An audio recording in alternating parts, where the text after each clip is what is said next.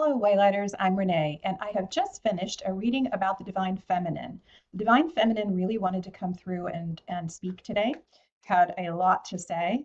And this reading is to see what the Divine Masculine would like to say about how to receive that, especially because it was anger and even rage that is helping the Divine Feminine clarify what's important to her and step into her power, how it is that the Divine Masculine is receiving that and can support it, and what it has to say for itself as well. So let's just see what comes through.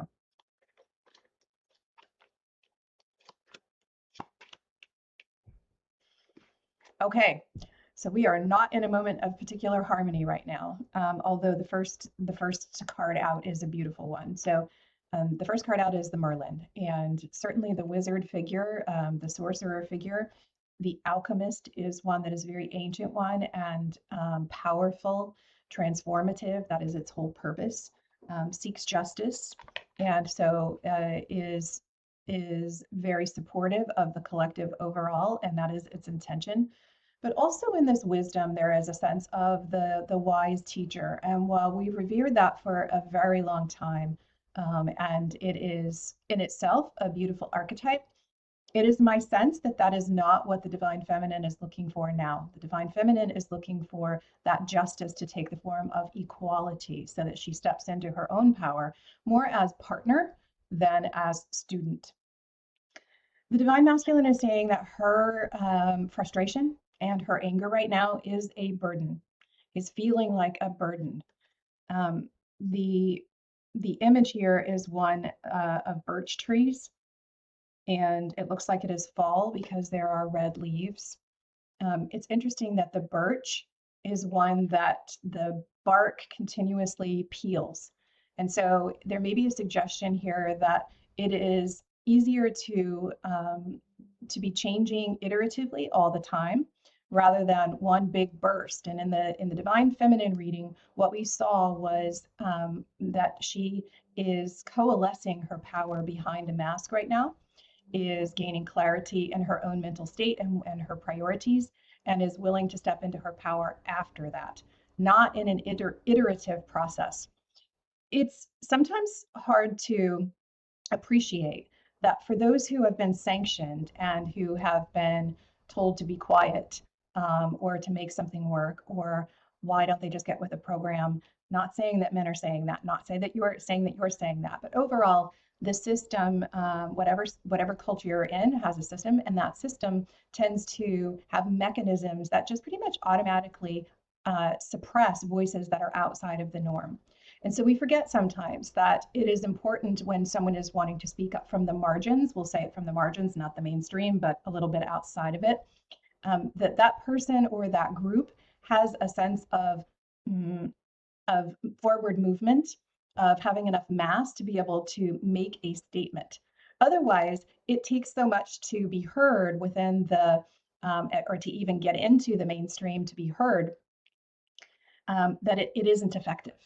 But there is for the masculine this sense of, let's have this more iterative kind of change rather than this great big transformative change, maybe feeling the swell of the wave of the feminine emotion that is coming, and the frustration, and wondering where that's going to go.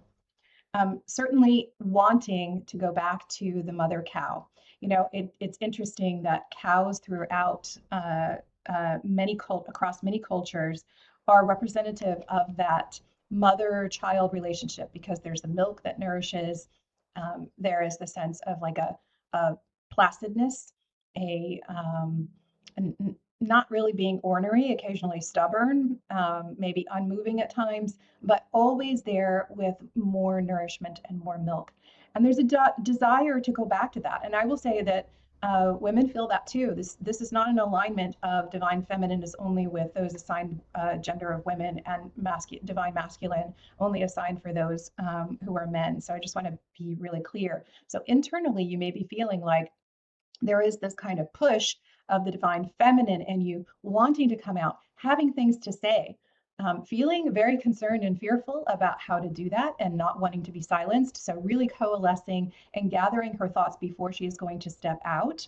And this kind of desire to go back into a relationship that is well known, that is easy flowing, and that feels like that there is a role on both sides that nourishes, because the divine feminine enjoys giving, enjoys nourishing. There is not a turning away from that role. There is only a desire to not be limited to that role. But the divine masculine is saying, can't we go back to that kind of easy, or easier at least, relationship? Before, in order to have movement. So the movement is supported, and this is a really, really good thing. In this reading, we're seeing that the divine masculine is saying, hey, I'm willing to step up. I'm willing to help with the movement here. So let's see what it is that you in particular are being asked to, and are willing to bring forward to make these things happen. Let's gain some clarity, starting with the Merlin, who, interestingly enough, in some versions was known to live backwards, and so has been a wise old man much longer than a playful child. We'll see if that has anything to say with coming forward. All right, source. Page of Wands. So exactly what I said. Merlin lives backwards, and Merlin is known for wisdom, but is trying now to do the somewhat awkward thing of stepping into the more student role. So a willingness to go on the adventure here, because that's the Page of Wands energy, imagination, adventure, courage, a forward movement, but is being asked to take a younger self role, and not to always have the answers that have been there for time immemorial, but to be more flexible and open. And it looks as though the divine masculine is saying, yes, I will do that. However, it may be uncomfortable, because remember, our second card was burden. So let's see what card wants to come forward to clarify that. Okay, we got 3 cards, which is not what I had been expecting, but I will go ahead and let's take them, because that's what came out. So we had burden here. The interesting card that came out was the Queen of Pentacles. So again, there is this sense of it is a burden to be in relationship with the divine feminine that is taking care of herself right now, because the Queen of Pentacles is about self-care and self-love and finding your own self-worth. And that is exactly what came out during the divine feminine reading, which, by the way, I forgot to say, I will put in the description below. But there is something of a burden here, because, hey, the divine masculine is saying, I'm not being nourished right now. I am feeling somewhat left out. But there is an expectation here.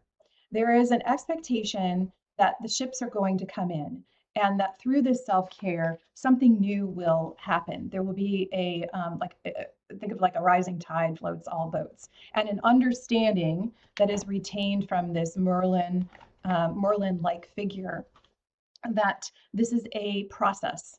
She is creating her own art here, and doing so in a way that reminds us of the sun. So there is some illumination here and bending toward sunflowers, and her circle here is a sunflower. Sunflowers are heliotropes, and they orient to the sun. So there is an orientation toward illumination that the Merlin understands, and there is an expectation that the ships are going to come in, and that when they do, that there will be a pearl. So beautiful Ace of Cups here.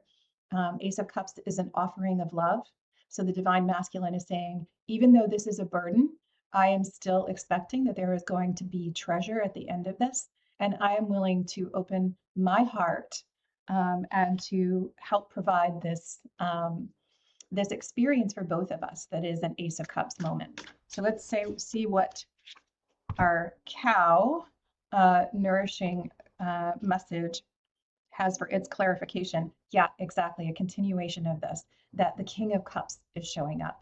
The King of Cups is the open-hearted, the generous leader, the leader who understands that it's not just charisma like the King of Wands, and it's not just mental clarity and discipline like the King of Swords, but that there has to be an opening of the heart, and that nourishment works both ways.